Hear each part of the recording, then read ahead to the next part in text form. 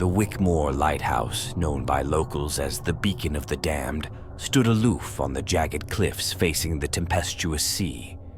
Its history was marred by mysterious disappearances and unexplained deaths, giving it a sinister reputation that discouraged visitors. On a dare laced with the bravado of youth, 5 friends, John, Sarah, Mike, Emily, and Alex, chose the worst of nights to explore the abandoned lighthouse. The storm brewing overhead seemed poised to swallow the sky, its thunderous roars a grim soundtrack to their adventure. The front door, aged and weather-beaten, moaned a ghostly welcome as they pushed it open. Inside, their flashlights danced over walls festooned with mold and graffiti, the air stale with the scent of decay and old sea salt. The spiral staircase groaned under their weight as they ascended. John, leading the pack, paused when a draft colder than the surrounding air whispered past them. It was as if the very atmosphere wanted them gone. Reaching the top, they entered the beacon room, shrouded in oppressive darkness. The storm outside flashed lightning across the sky, illuminating the room in staccato bursts. That's when the whispers started, soft and insidious, barely distinguishable from the wind. "Leave. Go back." The words were so faint, they might have dismissed them as their imaginations, but the fear in their eyes confirmed they all had heard the same chilling command. The temperature plummeted, their breaths materializing in frantic puffs. The whispers multiplied, aggressive and urgent. "Leave now, before it's too late." The door slammed shut with a resounding bang, as if punctuating the spirit's warning. Shadows flickered at the edge of their torch beams, coalescing into faint human-like forms.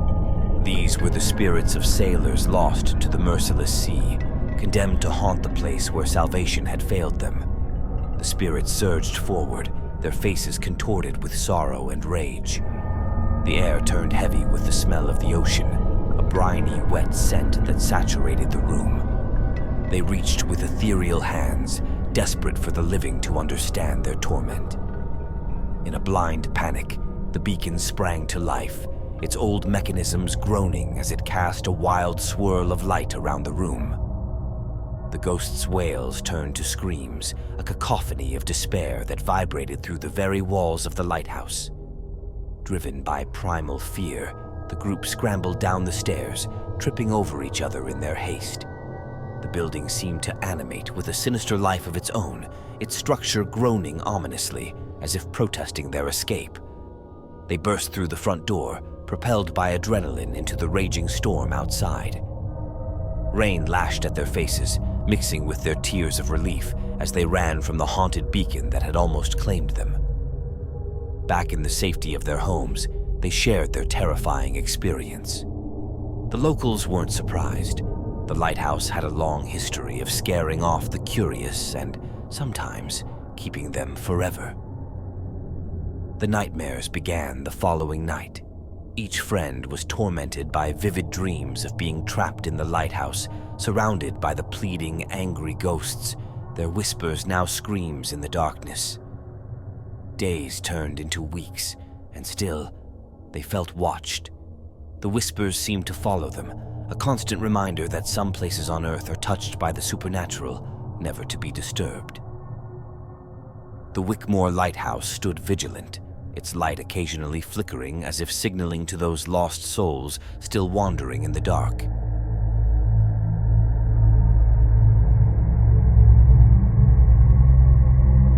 The Elsinore Shoal Lighthouse had stood for over a century, a solitary sentinel against the relentless Atlantic.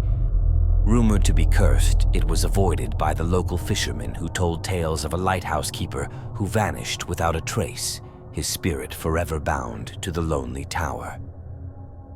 Intrigued by these legends, a paranormal investigator named Claire and her team decided to spend the night in the lighthouse to document any supernatural phenomena. The evening was crisp, with a thin mist swirling around the isolated structure, setting a spectral scene. As they entered, the door creaked ominously on its hinges, the sound echoing up the spiral staircase. Their equipment beeped and flickered erratically, suggesting the presence of something otherworldly, even before they had fully stepped inside. Setting up their base in the main room, Claire felt a chill run down her spine. She heard a faint ticking sound, like that of a watch, though none of them carried one. The sound was out of place, persistent and unnervingly close. Their first sign of ghostly activity occurred when their thermal camera picked up a sudden drop in temperature, followed by the appearance of a spectral figure in the monitor. The shape was indistinct, but unmistakably human, hovering near the base of the staircase. As they approached the figure, it vanished, leading them up the stairs. Each step groaned under the weight of unseen feet ahead of them, the ticking growing louder as they ascended. It was as if the ghost of the keeper was leading them, guiding them to his eternal watchpost. Reaching the top, they found the lantern room cold and abandoned, with windows fogged over from the inside. The ticking was now deafening, filling the space with its relentless rhythm. Claire's breath fogged before her, her breath visible in the icy air.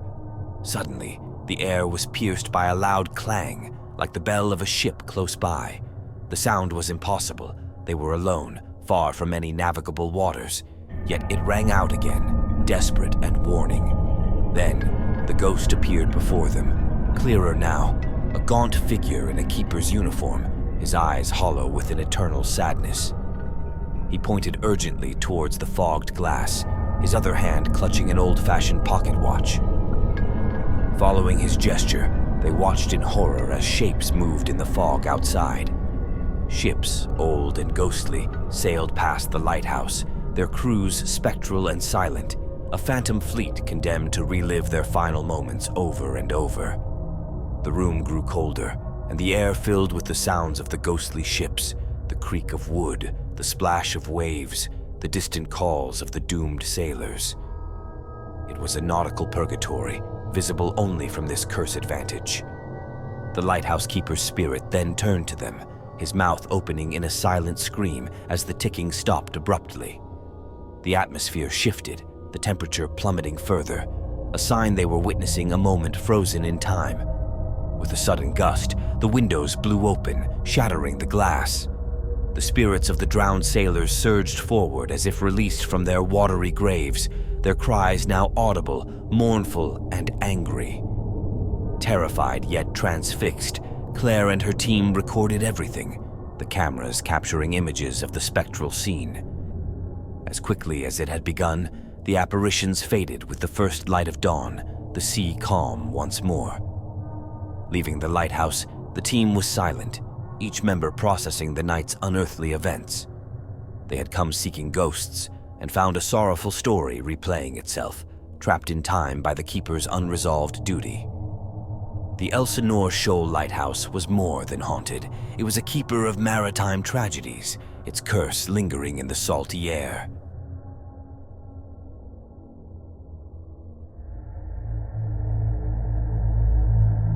Mariner's Reef Lighthouse stood on a desolate stretch of rocky coastline, notorious for its treacherous waters and the shipwrecks they claimed. Legend had it that the lighthouse was haunted by the souls of those who perished, their cries echoing on stormy nights. Determined to document these paranormal events, a group of thrill-seeking filmmakers set out to capture the haunting on camera. They arrived under the cover of a gloomy evening, the sky a canvas of dark, swirling clouds. The air was thick with the briny scent of the sea as they unlocked the rusted lighthouse door. Once inside, their footsteps echoed through the empty shell of the building, the sound unnaturally loud in the oppressive silence. They set up their equipment in the main entryway, a space where shadows seemed to flicker and dance on their own accord. The lead filmmaker, Ethan, felt a cold draft pass through him, chilling him to his core. As night deepened, the wind outside howled with increasing ferocity. The team started their cameras and audio recorders, capturing the ambient noises of the lighthouse. It wasn't long before they picked up the faint sound of a bell tolling, distant yet distinct. Following the sound, they climbed to the top of the lighthouse. The bell continued to toll, a mournful, resonating sound that seemed to come from nowhere and everywhere at once. There was no bell in the lighthouse, which intensified their unease.